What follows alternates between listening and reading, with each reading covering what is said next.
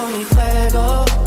93 like me. Fire in the sheets, spending summers on the sea. Pecado, she know way home. Better life on the day. See how they go here into game number 2 is the final map of Miramar tonight. Remember, we do only have 4 maps tonight instead of 5. And following Division X Gaming out of the plane, as they, of course, were the victors in game number 1. Great start for them. We'll see if they can go back-to-back, similar to what Q Confirmed did at the start of PCS1. How good's this? Straight into the game. No dilly-dallying, messing around. Straight in as we follow Division X Gaming, and we'll see whether or not they're going to be able to get 2 chicken dinners in a row. That would probably be the one. As we see Game Home continue to be sneaky. I don't think God News moved for very, very long. He has just stayed here waiting and watching as Basil just gets popped from behind. Hisaki trying to fire back, but they've already been invaded before they even realized. It was like a stealth operation converted by Game Home, and it's going to be successful. Mark is going to be flushed out. Maybe flashed as well at that point. Jaken, though, with the Hawk, is going to get the knockdown onto Levi's and Turtle, and all of a sudden Divine have just been sort of like they've walked into the spider's web of X Stadium. Marcus had to run, but he didn't have to run for long. Now he turns around and starts firing. 2 dead for Divine. In fact, it's 3 dead. There's only 1 left. It's Diane. He's already hit the headshot into Diane as well. Nocturne does get knocked down, but that is not going to matter too much at all. He should be res back on up. X Stadium with the fast rotate in. Cavalry arrives, and again, a great start here from X Stadium. This is a bit more like it, Xenox. This is the APAC that we know and love. Yep. The early game fights, the engagements, and they're all over the map as well. Cerberus did, of course, lose 1 earlier on in the piece. So 1 team out already. That's Divine. Holding out towards the edge of the blue. Phase 3. Just about closing in about 35 seconds' time. And yet still throughout what's been more of a hectic start than Game 1, we've still got 57 alive. Breach potentially coming in, though. X Stadium pushing on the Magic Esports. Tonke got to get that knockdown, and does. Executes it sublimely. So Labby as well in the other position will get Marcus. And for all of the good doings that X Stadium have been able to achieve, not only in Game 1, but even at the start here for Game 2, now down to 2 players losing that fight pretty convincingly as well, might I add, to Magic Esports team that did struggle in Game 1. And as we get our Phase 4 circle, it will continue to shift down to the south, away from the mountain range, up north of Pecado. Pecado is still very much a central figure point. Nocturne not giving up on this, though. Does lose Jaken. 5 kills for X Stadium, but dropping by Loi's side. Buriram as well towards Graveyard are getting some third-party shots in this. As Edie picks up a kill for Buriram United Esports, it's Boshi who goes down. Nordra picks up a kill too. Buriram well and truly on the board here. Indeed, and that's a much better turnaround from what we saw at the start of today. For them, Archangel Predator under a little bit of pressure as well, having rotated into the circle. But they're still dealing with MSC, and they're not actually quite all the way into the circle. So they do have a fair bit of work to do here.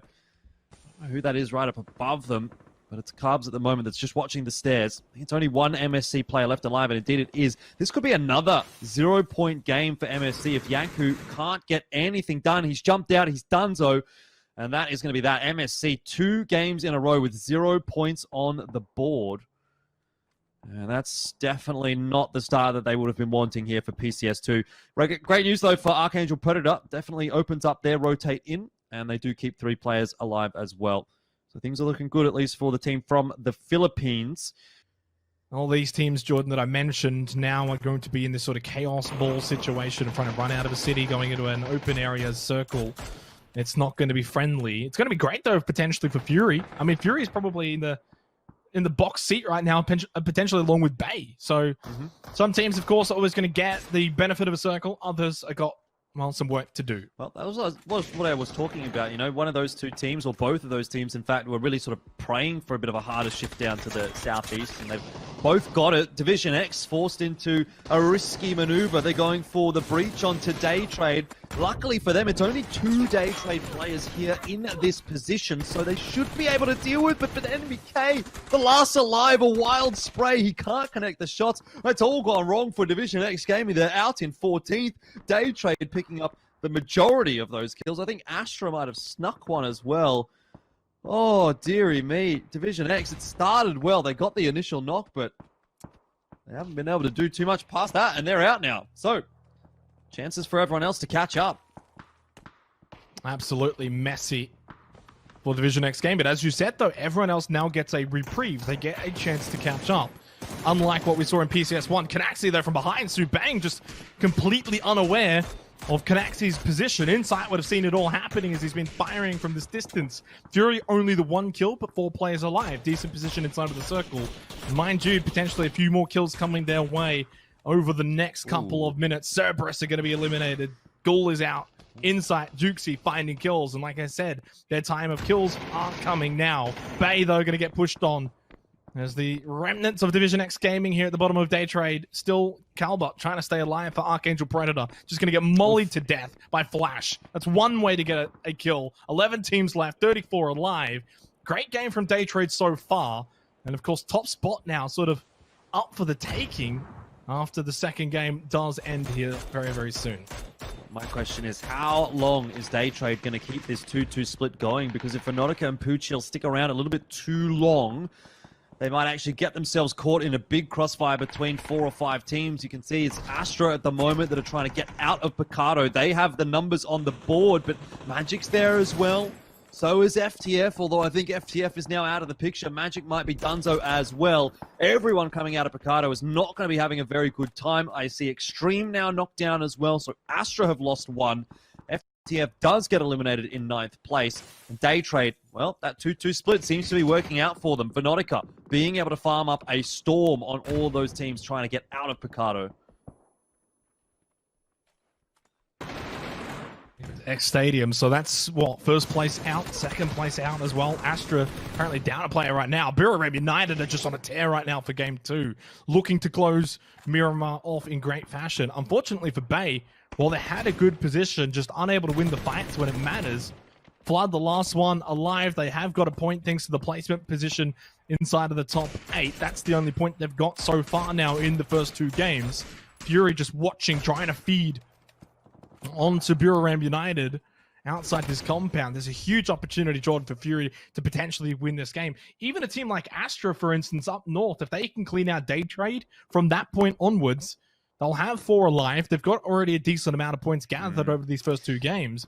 It's a really good start for the 2 OCE teams. Yep. Unfortunately for Bay, horrible start. It's pretty wishful thinking, though, I think, for Astra to get rid of Daytrade at the moment. They are really stuck inside of a crossfire. The 2-2 split does still persist for Daytrade, and even now you can see Flash has gotten the knock and the kill onto Zoidmate. Lynxy suffering what looks to be much the same fate, and this will be the breach from Daytrade. They know that there's only 1 player left alive for Astra, so they're going to try and get aggressive, finish these guys off. Grenade does go through.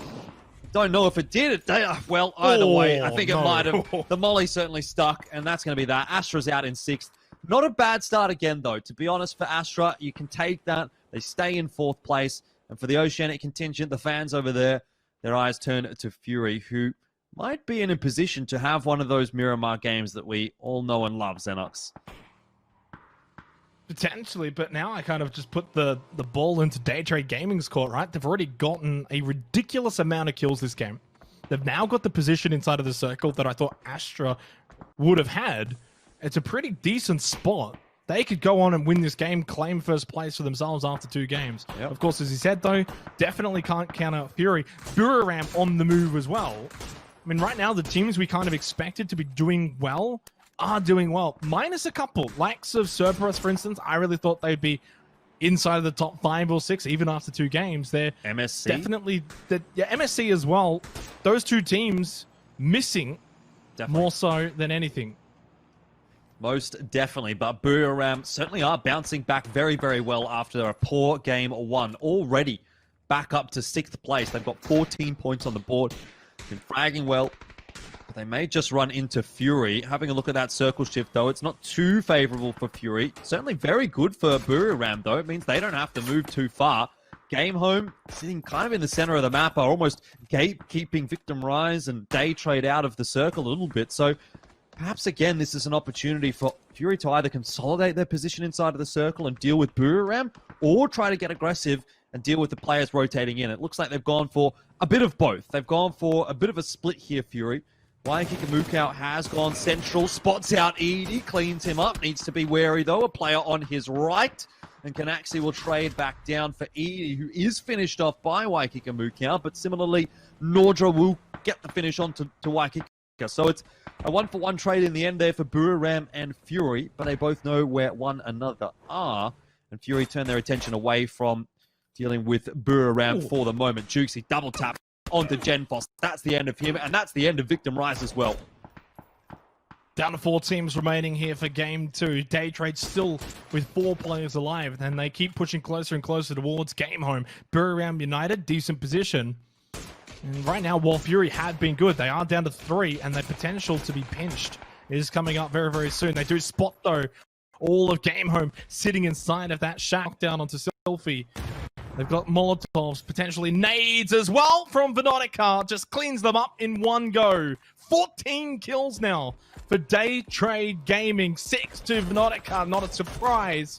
22 points, and they're on the verge of claiming top spot after 2 games. 3 teams remain, Daytrade, Fury, and Buriram. Well, Canaxi is going to be the thorn in the side for Fury, but if no one deals with Fury, they are the ones with the high ground, and they'll be the ones to dictate how this game plays out. Canaxi has dropped Ronan, though, with a headshot, and that is really now where Buriram and Daytrade need to try and get some more pressure onto Fury. If they let this res happen, Fury can really continue to dictate how the game plays out. Buriram aware of it. They're pushing up the hill. So is Daytrade. They know that they need to get Fury off the top of this hill. 10 kills for Buriram. Daytrade with, what, 14? Fury, decent amount as well. 3v4 in favor of Daytrade Gaming. Coming in from the south, close by Fury. Fury have got the high ground against Daytrade, but then, of course, they can be third-partied by Buriram United. Flash will just come up like a flash of lightning. Just gets 3! Oh my goodness! They didn't even have a chance to react. They are just cleaning up the server. Daytrade Gaming are well on their way to claiming their first win here. I don't think Buriram can stop them right now. A 20-kill win surely is coming up. That is going to be a huge win from Daytrade Gaming if they are able to get it over the line. Canaxi has got the knock, though, onto Venotica. I don't think we can count Buriram out just yet. Remember the magic of Nordra in PCS 1. Buriram, a team that started poorly here in PCS 2, but was greatly expected to perform well. They came second in PCS 1 behind Q Confirm. And a win here would put them right back in the discussion. Already they're back in the discussion, back up to 18 points. How many more can they get, though? 4 points on offer from the kills. Maybe another 4 from the placement. Well, I could just say, Jordan, if game 1 was all about the Vietnam teams, game 2 is now all about Thailand. Well and truly, Daytrade and Buriram have just led from the front here and said, well, don't get too cozy off one game. In game 2, we've already shown what we are now capable of, and it feels like a boxing match. Round 1, Vietnam. Round 2, Thailand. Which team from Thailand, though, is going to be having the success? Quite a slow start to this 2-on-2. 1-on-1, I should say, between these two teams. It's a 4-on-3, though, as far as players are concerned. Venotica does hit a nade onto Nordra, and that is great news for Daytrade. They're going to be able to put the pedal to the metal here now, throwing all that util, flashes going through, stuns going through. Venotica throws another grenade, and Norins catches Canaxi. It's just one player left for Buriram, but it won't last too long. Daytrade complete almost the perfect game. That's a huge win for them and puts them right up to the top of the standings. 20-kill win. Daytrade Gaming are here to play. 7 to Venotica, 5 to Flash, and that quick 3K transfer at the end was sensational. Norins as well with 6 kills. These guys are here not just to participate, not just here to make up the numbers, Jordan, but they are here to try and get the win here for PCS 2. They very well can do that. They take top spot.